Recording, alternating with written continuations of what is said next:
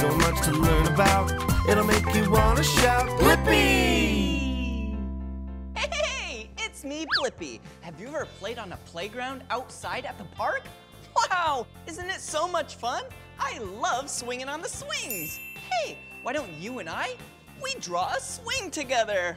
All right, I'm gonna start with the color black, and I'm gonna make, it looks like the smile on a smiley face.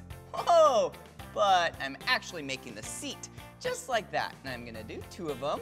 Whoa, yeah, it also kind of looks like a banana, huh? All right, then let's do 4 vertical lines just like that. All right, now let's draw the start of a square. Don't connect the bottom. And then let's draw 2 diagonal lines, and there it is. There's a swing. But hey, what's at a park most of the time? Yeah, a lot of grass. Whoa, what a beautiful swing set. Well, if you want to keep drawing with me, all you have to do is search for my name. Will you spell my name with me? Yeah, ready? B-L-I-P-P-I,